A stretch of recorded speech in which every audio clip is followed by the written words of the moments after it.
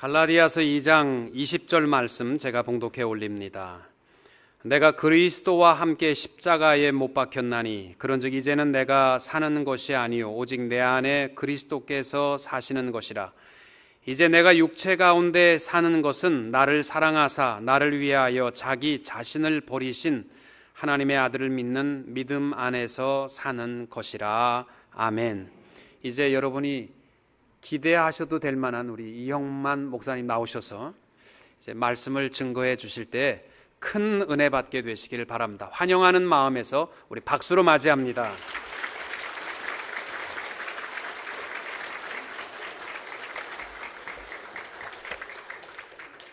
기도하겠습니다. 사랑의 하나님, 은혜를 감사합니다. 부족한 종이 하나님의 은혜를 듬뿍 받았던 이곳에서 오늘 하나님의 말씀을 들고 섰습니다. 오직 십자가와 예수 그리스도만 전하게 하여 주시옵시고 우리의 마음 가운데 뜨거움을 주시사 하나님의 진리의 말씀이 우리의 삶을 새롭게 하고 또 우리의 마음에 감동이 있게 하여 주시옵소서. 진리의 영이신 성령님께서 우리 가운데 함께하여 주실 줄로 믿사오며 예수님의 이름으로 기도드리옵나이다. 아멘. 우리 그리스도인들이 그 가족여행을 떠나게 되면 보통 이런 기도를 하게 됩니다. 차 안에서 하나님, 이 여행 무사히 다녀오게 하시고 또 우리 집 안전하게 지켜주시옵소서 이렇게 기도하고, 또 도착하게 되면 하나님, 여행 잘 다녀오게 해주셔서 감사합니다 이렇게 감사 기도를 드립니다. 제가 오늘 꼭 여행 갔다 돌아와 가지고 주님 앞에 감사 기도를 드리는 그러한 심정입니다. 2년 반 동안 하나님 저를 잘 지켜주셨고 또 그동안 여러분, 저의 큰 집이고 저의 고향집과 같은, 근데 왜 이렇게 많이 바뀌었습니까? 제가 와가지고 깜짝 놀랐는데 이것도 평안하게 하나님이 지켜주신 것도 감사하고, 그래서 오늘 저와 여러분 우리 모두를 바로 지금 이 순간까지 지켜주시고 인도해 주신 우리 에베네스를 하나님 앞에 우리 영광의 박수 한번 올려드렸으면 좋겠습니다. 감사합니다. 하나님이 여기까지 우리를 도우셨다. 이 에베네셀의 의미를 우리가 세 가지로 살펴보면, 첫 번째는 지금까지 지내온 것 다 하나님의 은혜라는 것입니다. 지금까지 지내온 것 주의 크신 은혜라. 우리 이 찬송이 우리 마음 가운데 다 불려지기를 바랍니다. 두 번째는 이게 중요해요. 지금 내 상황이 최고다. 많은 분들이 여기 앉아 계시는데 여러분들 가운데 지금 상황이 만족스럽던지 또는 불만족스럽던지, 하나님이 여기까지 지금까지 인도해 주셨다, 이 에베네셀의 의미를 여러분이 믿으신다라면 지금 이 순간이 최고인 줄로 믿습니다. 또 세 번째는 지금까지 인도해 주신 하나님께서 앞으로도 반드시 나를 인도해 주실 것이다, 이 믿음이 있어야 돼요. 여러분, 우리 감사카드 이렇게 쓰면 이런 글을 쓰잖아요. 그동안 저를 보살펴 주셔서 감사합니다. 그 의미는 뭐예요? 감사하지만 앞으로도 또 좀 잘 좀 보살펴 달라는 그 의미 아닙니까? 오늘 여러분 이 세 가지의 의미를 가지고 저와 여러분이 드리는 예배 가운데 하나님께서 말씀으로 우리 에베네셀의 크신 은혜와 사랑을 듬뿍 부어 주시기를 주의 이름으로 축복합니다. 오늘 말씀은 우리가 잘 아는 사도 바울의 고백입니다. 내가 그리스도와 함께 십자가에 못 박혔나니 그런즉 이제는 내가 사는 것이 아니요 오직 내 안에 그리스도께서 함께 사는 것이라. 여러분, 예수님을 믿는다, 이 말은 내 마음 안에 안 계셨던 그 예수님을, 내 마음 밖에 계셨던 예수님을 내 마음 안으로 모시는 겁니다. 그리고 입으로 뭐라고 고백하냐면 이제 예수님과 함께 영원히 살겠습니다. 이 두 가지를 여러분 잘 하시면 로마서 10장 10절 말씀처럼 사람이 마음으로 믿어 의에 이르고 그리고 입으로 시인하여 구원에 이르느니라. 그 순간 하나님의 의가 나를 완전히 덮어주시면서 모든 죄악이 다 깨끗이 씻어지고 우리를 구원의 자녀로 삼아 주시는 줄로 믿습니다. 그래서 오늘 저랑 여러분은요, 사도 바울이 고백한 것처럼 이제는 내가 사는 것이 아니에요. 내 안에 계신 우리 그리스도와 함께 사는 줄로 믿습니다. 그런데 그걸 우리가 평소에 못 느끼고 살아요. 왜 그럴까요? 그 이유가 다음 구절에 나오는데, 이제 내가 육체 가운데 사는 것은, 우리가 예수님을 못 느끼며 내 안에 계시지만 내가 예수님을 못 느끼는 이유는 바로 내가 육체 가운데 살고 있기 때문에 그렇다라는 거예요. 바로 이 몸뚱아리가 문제예요. 여러분 뱃살 한번 다 꼬집어 보세요. 아프시죠? 그 아프다, 그 감각, 요게 문제라는 거예요. 그게 바로 뭐예요? 육체이면서 자아예요. 자아. 근데 이 자아가 바로 뭘 못하게 하냐면 예수님이 내 안에 계신 것을 못 느끼게 만들어요. 그 임재하심을 못 느끼게 만들어요. 그리고 두 번째로는 거짓말하게 되고 은밀한 죄를 짓게 되고 육체적인 정욕에 빠지게 되고 분노하게 만들고 고통스럽게 만드는 게 다 뭐예요? 자아예요. 그러면 여러분 이 자아를 어떻게 하면 죽이고 우리 안에 있는 예수님을 느끼면서 기뻐하며 살 수 있을까요? 그 로렌스 형제가 쓴 하나님의 임재 연습이라는 그 책 가운데 이런 구절이 나옵니다. 어떤 사람과 친해진 뒤에야 그 사람을 사랑할 수 있다.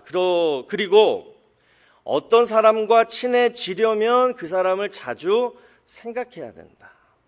그러니까 다시 말해서 누군가를 사랑하려면 여러분 그 사람을 자주 생각을 해야 된다라는 거예요. 그런데 우리는 이상하게도 사람끼리는 이걸 잘하는데 하나님하고는 힘들어요. 하나님을 이렇게 자주 생각하면서 이렇게 사랑하는 걸 너무 힘들어요. 그래서 오랜 신앙생활을 해도 그래서 하나님하고 친해지기가 너무 힘들어요. 오늘 이 얘기를 하고 싶어요, 제가. 여러분 우리가 가끔 하나님을 생각할 때가 있죠. 그때가 언제입니까? 가장 좋을 때랑 가장 나쁠 때. 내 인생의 가장 최고 절정기. 그래서 하나님 감사합니다. 그때 한번 생각하고. 또 내 인생의 최악일 때. 하나님 어떻게 그럴 수 있어요? 이렇게 원망할 때. 이럴 때 우리는 하나님을 생각합니다. 그러니까 상황이 하나님을 생각하게 만드는 거죠. 그러나 여러분 평소에 의지적으로 하나님을 좀 생각해서 내가 하나님을 사랑해야지, 내가 오늘 좀 하나님을 많이 생각해서 하나님하고 좀 더 친해져야지, 뭐 이러한 의지적인 결단으로 여러분 하나님을 생각하며 사랑하십니까? 저 또한 안 그래요. 그러니까 여러분도 잘 안 할 것 같아요. 여러분 어떻게 할까요? 어떻게 하면 우리 하나님 많이 사랑하고 하나님의 임재함을 느끼고 그렇게 살 수 있을까요? 그 얘기를 두 가지로 오늘 살펴보고자 합니다. 첫 번째는 뭐냐? 오늘 예수님을 여러분 삶 속의 주인으로 모시는 거예요. 이 얘기 뭐 잘 아는 얘기지만 여러분 우리가 예수님 아까 영접했잖아요. 예수님 믿는다. 그 의미가 예수님 영접하는 거니까. 그러니까 분명히 지금 이 순간에 여러분 안에 예수님이 살아 계십니다. 믿으십니까? 그런데 왜 그 예수님을 우리가 생생하게 못 느끼냐면 예수님이 우리 안에서 역사하고 있지 않기 때문에 그래요. 다시 말해서 뭐냐면 예수님은 주인석에 앉으셔야지 움직이세요. 손님석에 계시면 가만히 계세요. 아시잖아요. 가나의 혼인잔치. 손님으로 청함을 받아가지고 예수님이 포도주 다 떨어졌을 때 어떻게 해요? 그냥 가만히 계셨어요. 여러분 예를 들어서 우리 지인들이 한국에서 여러분 LA로 많이들 놀러 오시는데 여러분 댁으로 오시면 여러분들이 첫날 대충 뭐라고 얘기해요? 친구 집이다 생각하고 편안하게 있다 가 이렇게 얘기하잖아요.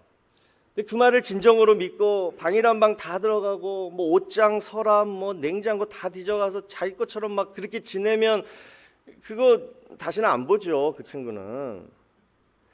여러분, 정상적인 손님은 가만히 있습니다. 그게 정상적인 노멀한 손님이에요. 그러니까 우리 예수님도 정상적인 분이기 때문에 가만히 계시는 거예요. 내가 예수님 영접할 때 분명히 주인으로 모셨거든요.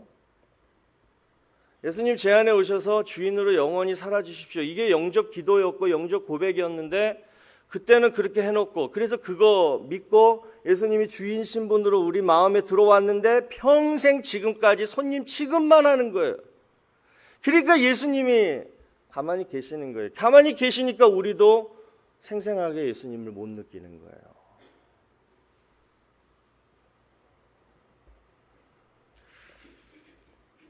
그러면 여러분, 예수님이 오늘부터 여러분 삶 속의 주인으로 모시려면 어떻게 해야 되느냐? 우리 한번 20절 후반절을 함께 보시면, 나를 사랑하사 나를 위하여 자기 자신을 버리신, 다시 나를 사랑하사 나를 위하여 자기 자신을 버리신 하나님의 아들을 믿는 믿음 안에서 사는 것이라. 여러분, 이 말씀 잘 보시면 믿음 안에서 산다라는 것이 무엇인지 분명하게 나옵니다. 우리 성도들이 믿음 안에서 사는 것이 뭐냐? 바로 하나님의 아들 예수님이 나를 사랑하셔서 나를 위하여 십자가에 돌아가셨다, 이 사실을 믿고 감격하고 그 마음에 충만하여 사는 것이 바로 믿음 안에서 사는 삶인 줄로 믿으시기 바랍니다. 여러분, 이런 마음으로 사실 때 예수님이 내 안에서 이제 활동하시는 거예요. 그게 바로 예수님이 내 인생의 주인으로 활동하시는 거예요. 그때 내 마음이 그때 생생하게 주님 내 안에 계시네, 기쁨이 넘치고 평강이 넘치고 그 주님의 임재함을 느끼는 거예요. 어떻게 하면? 믿음 안에서 살면. 여러분, 예를 들어서 베드로가요, 이 믿음 안에서 산다라는 것을 언제 깨닫게 돼요? 여러분, 베드로가 사실 예수님 사랑했습니다. 그러니까 그 대제사장 종의 귀를 베어버렸고, 또 진실로 예수님 정말 나는 부인 안 해요, 그렇게까지 철떡같이 약속했어요. 그건 진실함 맞아요. 그러나 왜 3번씩 부인하면서 예수님을 배반했을까요? 베드로는 그때까지 몰랐던 거예요. 예수님을 정말 사랑한다라는 것이 뭔지 몰랐어요. 예수님을 사랑하는 방법을 몰랐어요. 예수님을 사랑한다라는 것은 내가 의지적으로 예수님을 사랑해서 드는 감정이 여러분 아니에요. 베드로처럼. 내가 예수님을 늘 사랑하고 내가 내 마음에 계신 예수님을 늘 느끼며 살아가려면요, 딱 한 가지예요. 예수님이 나를 사랑하셔서 나를 위하여 십자가에 돌아가셨다, 이 마음이 충만할 때 우리는 그때 내가 일부러 하려는 의지적인 게 아니라 자연스럽게 하나님을 너무 사랑하게 돼요. 그때 부르는 찬양을 하나님은 기쁘게 받으시는 거고, 그때 드리는 간구와 기도가 응답되어 주는 줄로 믿습니다. 그거예요.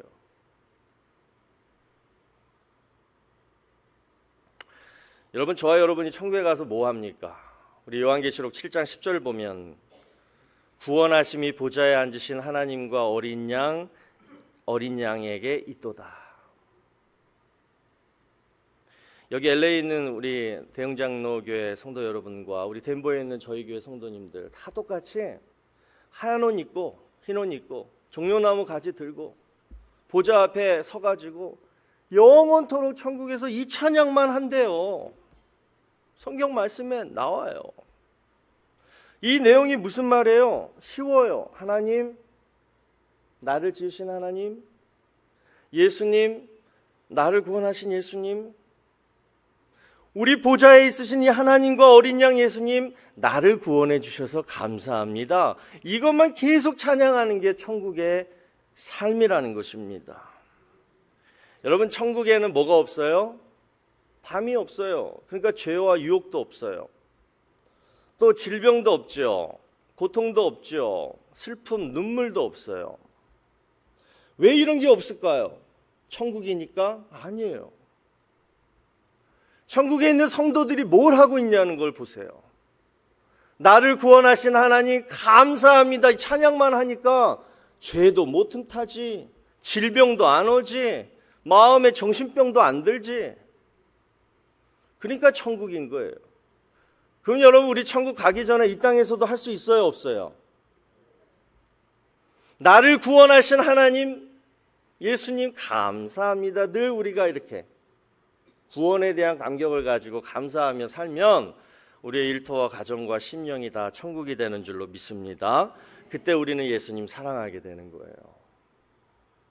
베드로가 이것을 언제 깨닫게 되냐면, 예수님이 하늘로 승천하시면서 거기에 있는 사람들한테 뭐라 그래요? 내가 약속한 보혜사 성령을 기다리라.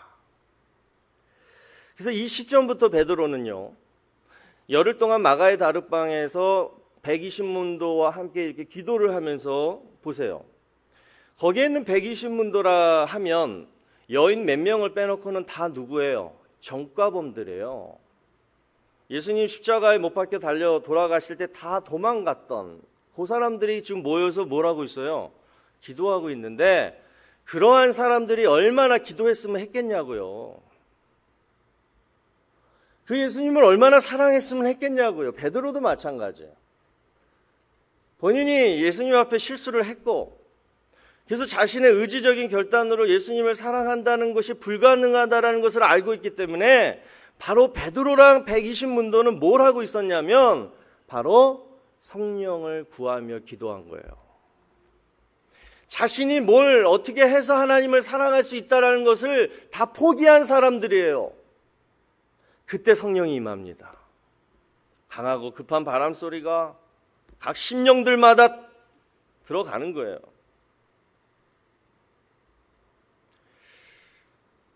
여러분, 예수님을 주인으로 모신다라는 얘기는 베드로와처럼 내 자신의 연약함을 인정하고, 나는 정말 예수님을 사랑하고 싶어요, 나는 정말 예수님을 사랑하고 싶어요, 임재함을 정말 느끼고 살고 싶어요, 왜 예수님 구주로 영접했는데, 그리고 성도의 삶을 10년, 20년, 30년, 40년, 50년이 지났는데 왜 저는 그런 감격을 못 느껴요? 근데 저는 못해요. 오직 성령님 도와주세요. 이렇게 진실로 성령님을 구하며 의지하며 하나님 사랑하기를 원하는 자들에게 성령님이 도와주셔서 예수님을 주인으로 모시고, 그 예수님으로 인하여 감격하며 기뻐하며 그 주님의 임재 안에 살게 되는 줄로 믿습니다. 또 두 번째로, 예수님을 주인으로 마음으로 모시면 우리가 예수님의 임재함을 느끼고 예수님을 사랑하게 된다라는 것과, 두 번째는 이제 믿음으로 뭘 해야 되냐면 예수님을 바라보는 거예요. 바라본다. 여러분, 바울이요, 자신이 아무리 그리스도와 함께 십자가에 못 박혔을지라도, 그리고 아무리 이방인의 사도로서 그 주님을 위해서 섬겼을지라도 이 세상에서 사는 한 절대로 내 육체를 떠나 살 수 없음을 깨닫게 됩니다. 그래서 로마서 한참 뒤에 써진 책이잖아요. 그 로마서 7장 24절에서 뭐라 그래요? 오라, 나는 공고한 사람이로다. 이 사망의 몸에서 누가 나를 건져내랴. 마지막으로 고백을 그렇게 딱 인정을 하는 거예요. 그러니까 늘 고민해요. 여러분들도 그렇게 사시죠? 하나님 뜻 안에 기쁘게 살아야 되는데 오늘도 또 죄 앞에서 무너졌네. 늘 사도 바울도 그렇게 했다라는 거예요. 그러면서 결론을 낸 것이 바로 오늘 본문이에요. 그래, 육체 가운데 넘어지고 쓰러질지라도 그래, 결단하자. 뭐냐? 결론은 그래도 믿음 안에서 예수만 바라보자, 이거예요. 여러분, 오늘 이 결단과 고백이 우리 안에도 있기를 바랍니다. 그러면 예수님을 이게 바라보는 게 뭐냐? 누가복음 24장에 보니까 그 엠마오로 가는 두 제자가 나와요. 분명히 예수님이 길에서 그 제자들을 만나 주셨어요. 그러니까 얼굴도 봤고 대화도 나눴어요. 그런데 그들이 예수님을 못 알아봐요. 그리고 언제 깨닫게 되냐면 한참 뒤에 시간이 지난 다음에 야 이렇게 얘기해요. 그들이 서로 말하되 야 아까 길에서 우리에게 말씀하시고 성경을 풀어주셨던 그 순간에 너 어땠니? 나 내 마음이 뜨거워졌어. 너도 그랬어? 나도 그랬어. 아 그러면 그분이 예수님인가 보다 이렇게 된 거잖아요. 이 얘기가. 여러분 이거예요. 우리가 내 안에 계신 예수님을 느끼고 사귐을 갖는다. 예수님을 바라본다 이 얘기는 뭐냐면 사귄다라는 거예요. 그 방법이 뭐냐 결국은 말씀밖에 없다라는 것입니다. 그리고 그 증상이 뭐예요? 마음이 뜨거워지는 거예요. 제가 지난 2년 반 동안 덴버에서 누렸던 하나님의 은혜 바로 이 부분이었어요. 여러분 이제 이따가 말씀 마치고 악수하면서 어떻게 지내셨어요? 그거 묻지 마세요. 저한테 지금 얘기할 테니까. How are you? 그러지 마세요. 2년 반 동안 요거를 했어요. 제가 하나님의 은혜 가운데 특별히 이 말씀으로 하나님과의 영적인 사귐을 가졌습니다. 사실은 제가 이 좋은 대흥장로교회를 왜 떠나겠습니까? 그래서 덴버로 갈 이유가 없죠. 근데 솔직히 제가 5년 동안 우리 권 목사님 섬기고 또 여러분들 섬기면서 뭐 좀 그게 있었어요. 갈증이 있었어요. 그게 뭐냐면 제가 지난날 하나님 큰 은혜 받아서 목사가 됐는데 목사가 돼도 하나님을 사랑하는 게 별로 없어요. 하나님 일을 해도 그렇게 별다른 게 없는 거예요. 감정이. 믿음도 이렇게 안 자라는 것 같고. 그래서 제가 하루는 새벽 기도 하는데 하나님이 제 마음을 뜨겁게 하시면서 이런 말씀을 느끼게 했어요. 뭐냐면 너 나 언제 사랑할래? 그래서 제가 그때 기도한 게 뭐냐면 하나님 그럼 담임 목회지 보내주세요.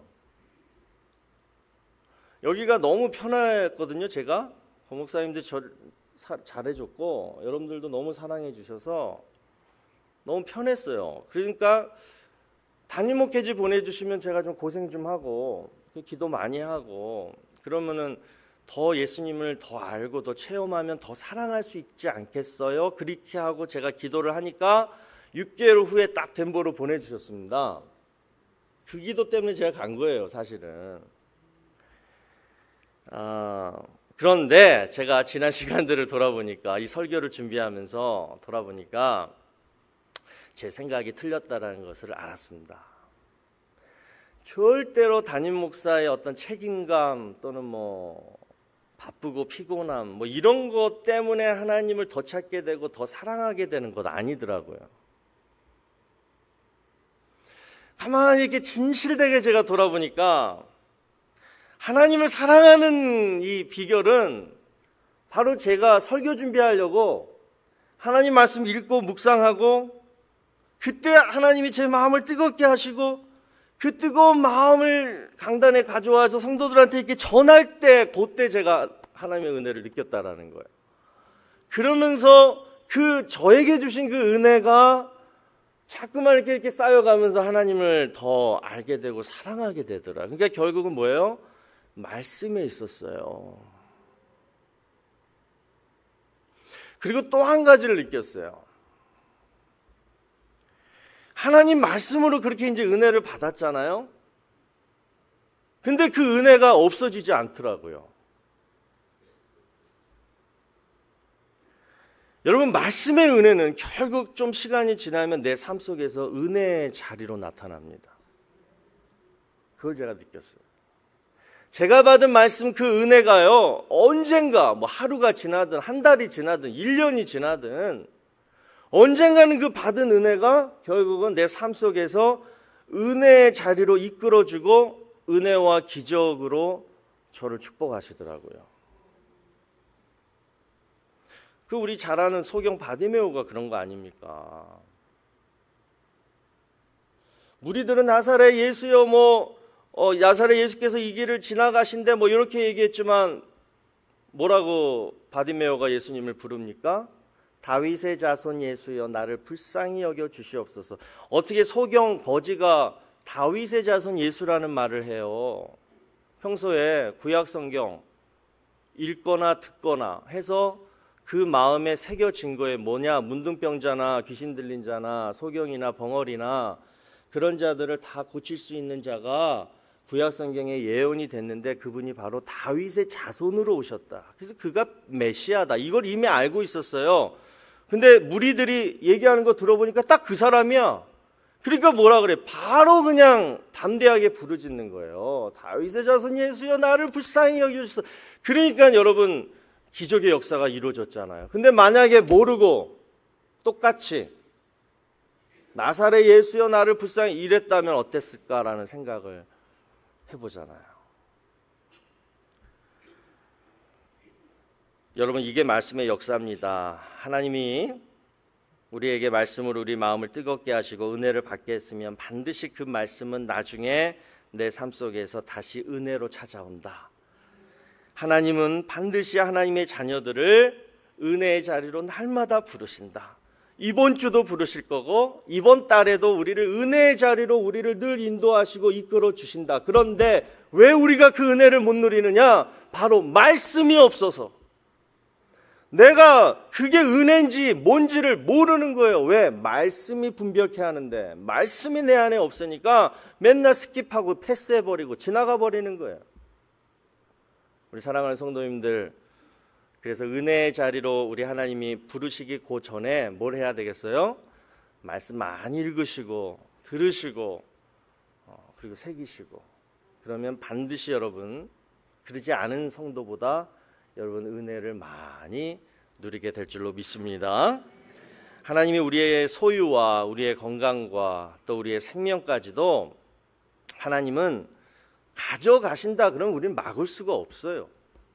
뭐 세월호 침몰 사건이나 뭐 지진 뭐 이런 거 보면 그렇잖아요. 그런데 여러분 딱 한 가지, 하나님 마음대로 하실 수 없는 게 하나가 있어요. 그게 뭐예요? 우리의 마음이에요. 우리의 마음은 하나님이 어떻게 할 수 없어. 그래서 하나님은 우리가 우리의 마음을 하나님 앞에 드릴 때 가장 기뻐하십니다. 그래서 오늘 여러분 마음을 하나님 앞에 드리시는데 첫 번째, 성령님께 여러분 마음을 드리세요. 그러면 성령님이 여러분 마음을 어떻게 해요? 여러분의 마음을 이끄셔서 예수님을 여러분 마음의 주인, 삶 속의 주인으로 다시 모시게 하고, 그러므로 여러분의 마음이 어떻게 돼요? 살아 생생하게 우리 주님의 임재함을 느끼면서, 그러면서 성도의 가장 특권인 기쁨과 평안을 누리게 되는 줄로 믿습니다. 두 번째, 여러분의 마음을 또 드리는데 이번에는 어떻게 드리냐면 여러분의 마음에다가 말씀으로 채우시는 거예요. 그러면 그 말씀의 능력이 여러분 삶의 터전에서 은혜의 자리로 인도하셔서 그 은혜와 축복을 여러분이 다 누리게 되는 줄로 믿습니다. 우리 사랑하는 대흥장로교회 성도 여러분, 저도 덴버에서 기도 많이 합니다. 그리고 이런 사랑하고 우리 주의 임재 안에서 누리는 모든 은혜와 축복들 어디서라도 다 누릴 수 있게 되기를 주의 이름으로 축원합니다.